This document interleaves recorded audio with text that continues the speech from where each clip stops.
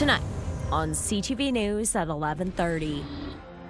Tensions reached a breaking point in a Sault Ste. Marie courtroom. A verdict was reached in a 2020 murder case.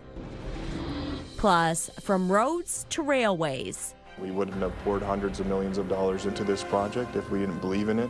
Ontario's transportation minister touches down in North Bay to give an update on major projects. And serving up a much-needed upgrade.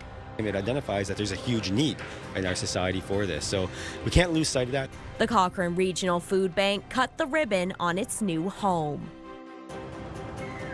CTV News at 11:30 with Ian Campbell and Rick Wyman with weather. Good evening. Thanks for joining us on this Friday night. Ian is off. Sudbury police say a pedestrian who was hit by an SUV on Algonquin Boulevard last week has now died as a result of their injuries. The 59-year-old woman was believed to be crossing Algonquin at the time when she was struck by the SUV, which was heading towards Regent Street. She was rushed to Health Sciences North in critical condition. Police say they're continuing to investigate the incident. The judge's verdict in a 2020 murder case sparked outrage in a Sault courtroom today. CTV's Corey Nordstrom was there and has more on the stabbing death of Samuel Graham Jr.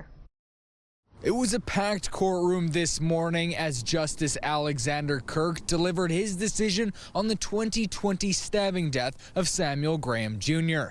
The declaration of not guilty on first-degree murder charges and guilty on manslaughter charges for Montana Lewis brought screams of anger from the victim's relatives and insults hurled at Lewis and his family.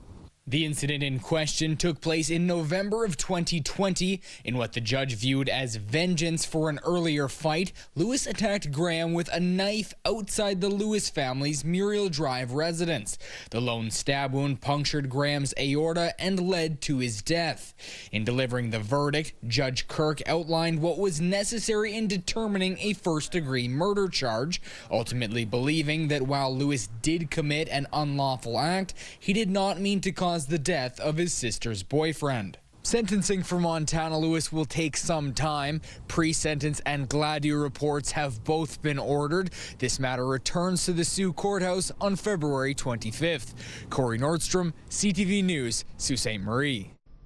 It's now confirmed the parasite Kashechewan residents were sick with is present in their water. That from Indigenous Services Canada. Raw and treated water samples from the remote community tested positive for Cryptosporidium. Those same samples did not find E. coli present. Kashechewan declared a state of emergency January 4th, followed by a full-scale evacuation for residents due to the failed water infrastructure system. A do not consume water advisory was issued January 5th. However, some residents began dealing with gastrointestinal-like symptoms. The investigation pointed to the water. As of yesterday's numbers, I think the number is 63 people that have tested positive. However, the number of people that did get it is probably much higher than what's being reported through the tests that we've been doing. In a statement to CTV News, the ISC says anyone presenting with concerning health symptoms is encouraged to seek medical attention. In community, ISC nurses are providing care out of the temporary nursing station in the community school. At host sites, health services are available and being expedited. The ISC says most cases resolve on their own within a couple of weeks with rest and fluid replacement to prevent dehydration. The Cochrane Regional Food Bank officially opened its expansion today. The project was made possible by Feed Ontario, Food Banks Canada, and several local sponsors. CTV's Lydia Chubak reports. And I don't have Mr. Noodles. The Cochrane Regional Food Bank feeds people from the James Bay Coast to Hearst to Haileybury and even Timmins. So Feed Ontario does programs like Full Shelves where they ensure that they drop off 26 skids every so many months to us and we allocate it to all the different food insecurity services. Today, officials celebrated the opening of the new Cochrane Food Bank to serve locals. It's located next to its former location. It's a real eye-opener because at the same time it identifies that there's a huge need in our society for this. So we can't lose sight of that. The main reason for the expansion is to create more space for more food because the need for it is only growing. Unfortunately, we're seeing a growing need across Ontario, so double-digit increases everywhere in the province.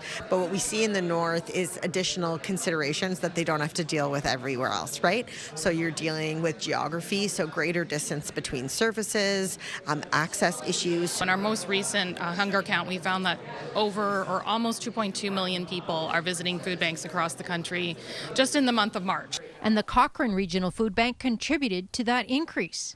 Cochrane had a historic high last year. It was extremely hard, I don't know another word to say, just hard to watch the amount of people that are having issues.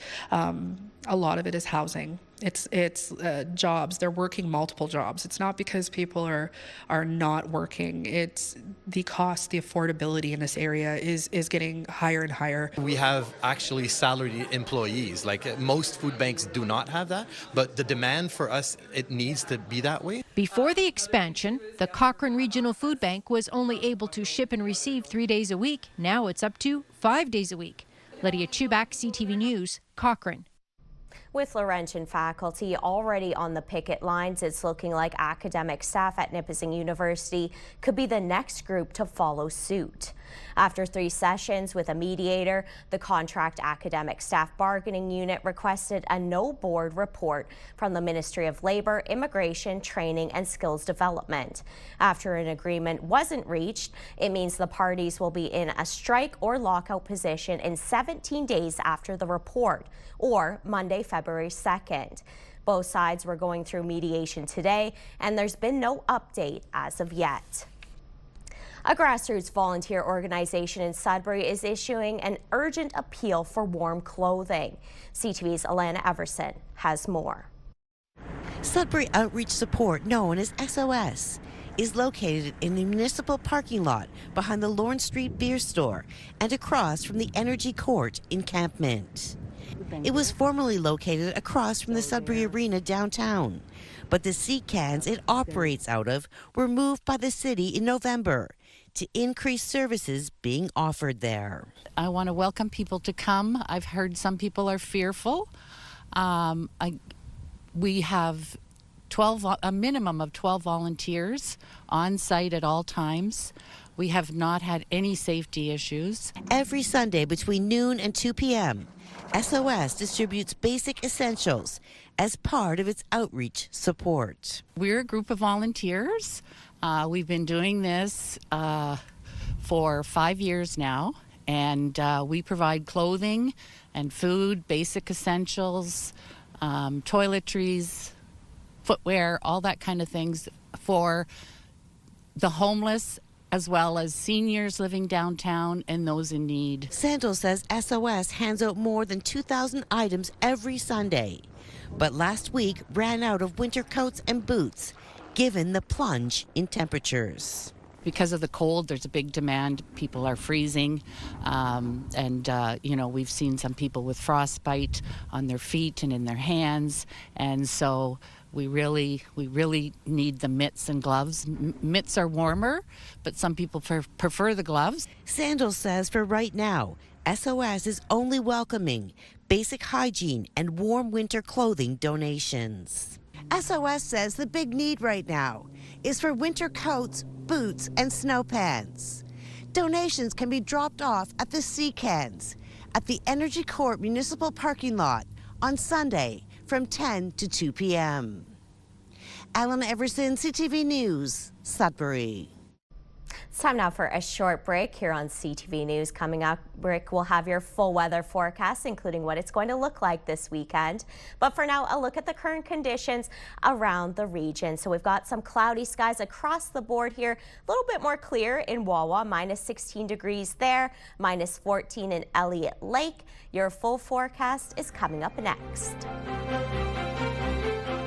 Oh yes, the weekend is here, and I've been promising all week long that we're going to get some warmer temperatures, and we will. For sure on Sunday, it actually starts by tomorrow, late afternoon. And you'll see for yourself our forecast radar right now. Really no precipitation to worry about. A little bit of cloud cover, but mainly sunny skies for tomorrow. Let's check out some of those numbers. Seeing is believing. Sudbury Nickel Belt, your wake-up wind chill tomorrow morning, -32. Sunday, here we go, -9, -6 on Monday with the clouds. Tuesday, chance of flurries, -12, then warming up again. Wednesday, Thursday, sun and cloud both days at -9, close to your normal for this time of the year. In the Sioux and Algoma, wake-up wind chill, -28, -6 on Sunday, sunshine. Chance of flurries, -5, I like that. -11 on Tuesday with the sunshine. Then low pressure system again Wednesday, -6. Wednesday, Thursday. So again, you can appreciate those warmer temperatures, even -4 by the end of next week. Timmins, Cochrane, Kapuskasing, clearing and wind chill, -32 tomorrow morning, -5 Sunday with the sunshine, -7 Monday, chance of flurries, -15 sun and cloud, and -10 Wednesday. So again, a couple of days, some colder temperatures, and leveling off, -12 next Thursday and Friday with a chance of flurries, kind of close to your normal for this time of the year. Temiskaming Shores and Kirkland Lake. Here we go, wind chill -29 tomorrow, -10 on Sunday with the sunshine, -8 Monday, cloud cover, chance of flurries, -14, getting colder again, then getting warmer for a couple of days, Wednesday and Thursday, sunshine and some sun and clouds. So you can appreciate that, especially at this time of the year. North Bay, West Nipissing. Wind chill tomorrow morning, -24. A couple of -10 days, Saturday and Sunday. Sunday with the sunshine. Monday, sun and cloud, -7. Tuesday, here we go, flurries, or at least the chance of flurries, -10. Then -10 Wednesday and -10 again on Thursday. What's up with that? So sunny skies Wednesday, sun and cloud on Thursday, and slightly below your normal for this time of the year. So Amanda, here we go. We've talked about some warmer temperatures. We'll see them by late tomorrow, heading into Sunday and even Monday. Again, that transition, sunshine, some cloud. We'll get some warmer temperatures, then the bump up to the colder weather. Then again, it gets warm, so you can appreciate that. I want you to enjoy your weekend. I certainly can. Thanks for that, Rick. Turning to some sad news out of Hollywood today, Canadian comedy legend Catherine O'Hara died today after a brief illness at age 71. CTV's Beth McDonnell has more on her connection to her hometown of Toronto.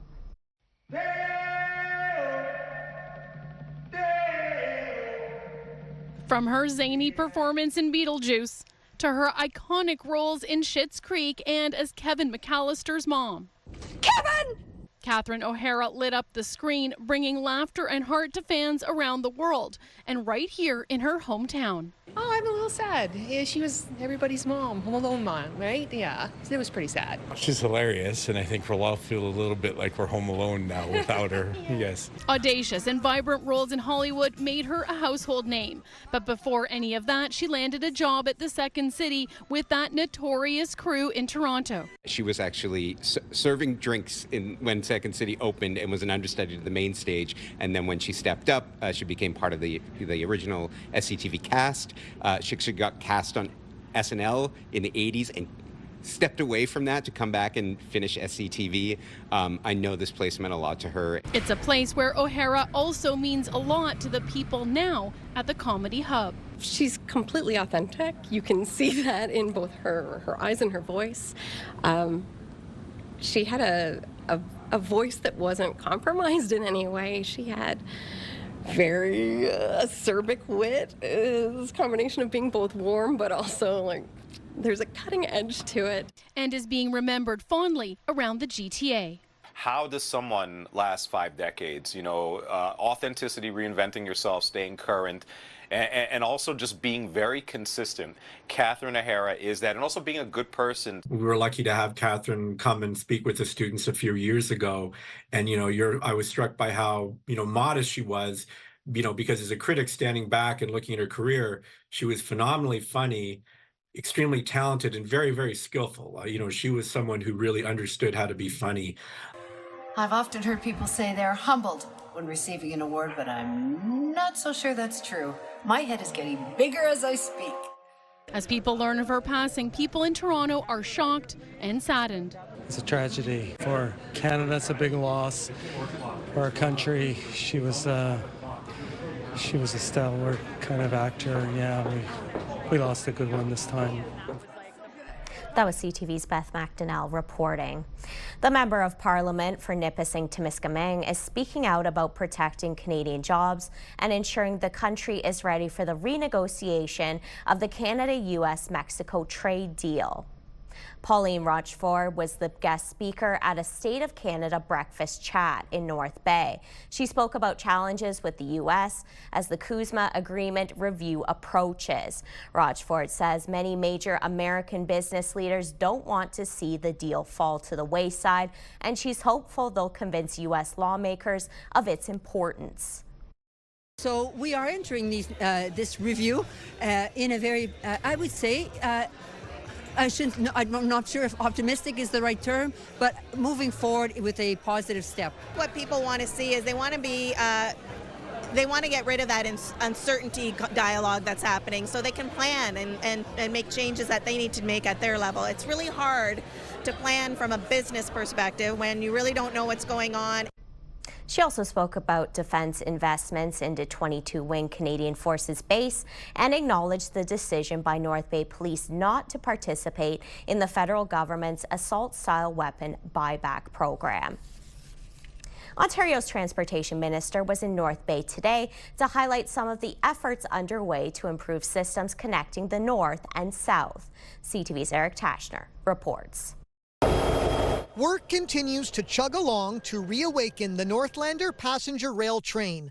$100 million is being set aside for rail infrastructure upgrades. We wouldn't have poured hundreds of millions of dollars into this project if we didn't believe in it. The Northlander is set to return to the tracks, targeting an end of spring, early summer launch, with 16 stops along the 740-kilometer route. I can remember the day that they announced that the Northlander was going away.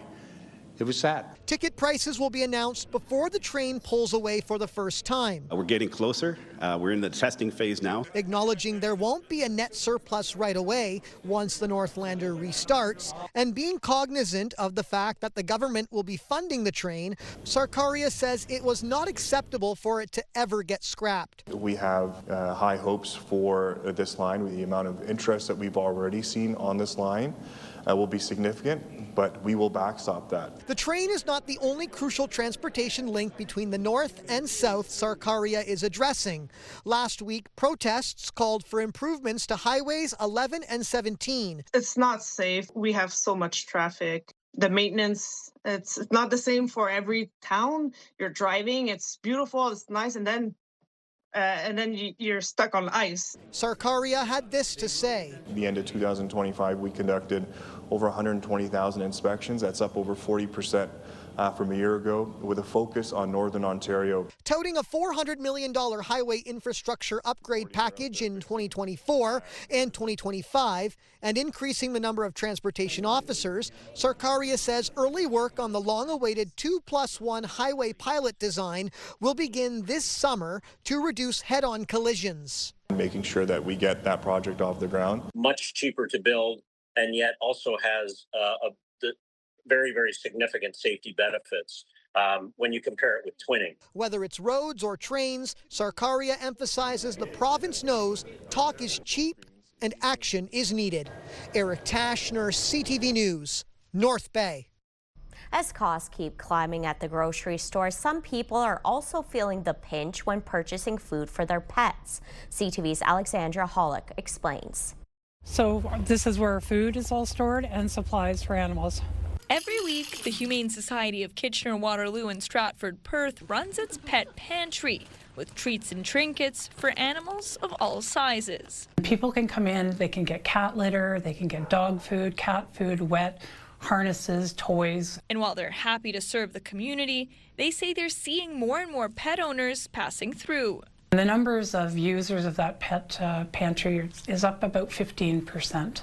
So quite a significant climb. People are not able to make ends meet. The rise in foot traffic can be tied to a rise in costs. Pet food prices have actually gone up as much as human food prices, really. In some cases, actually even more. Sylvain Charlebois is a human food analyst, but when it comes to household affordability, he says everyone gets a piece of the pie, pets included. Obviously, dogs or cats aren't necessarily familiar with the economy. They won't care if it costs you, the master, more money. They want to be fed. As for what's behind the price bump, Charlebois says it's similar to what shoppers see in grocery stores. Labor, energy, packaging, regulations, carbon pricing. And high costs can lead to some difficult decisions for pet owners. They'll cut back on their own food to make sure that their pet actually eats, just like a child, basically. Back at the KW Humane Society, What you doing? The goal is to keep people and their pets together and provide owners with the support they need. We really hope people use this as an emergency only. But again, you can register. We have volunteers that run all of our pet pantries. The pet pantry is open in Kitchener on Tuesdays and in Stratford on Fridays. Alexandra Hollick, CTV News, Kitchener. An annual fundraiser supporting the United Way Northeast Ontario unveiled its campaign total.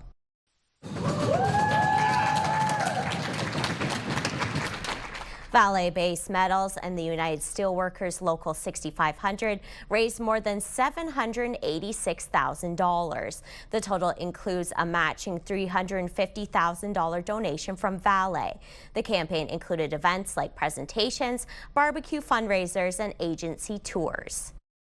Vale USW represents the strongest campaign that we have in this community, and it supports all of the organizations. We have 29 funded partners this year that are being funded by these dollars. So without them, we would truly not be here, and many of those organizations would not be offering the services that they currently are. Seeing that money being given, especially when we know times are as tough as they are, and there's more people asking for money than are actually able to give, it's overwhelming to see. We realize that budgets are stretched.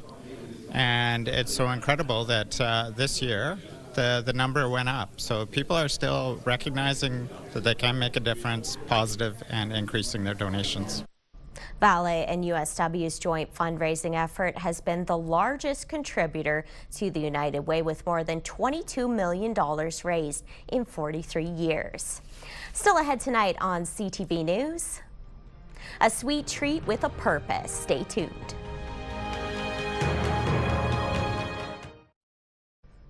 Sudbury Mayor Paul LaFive is preparing for a different kind of public appearance this weekend, one that requires a bit more rehearsal than a typical council meeting.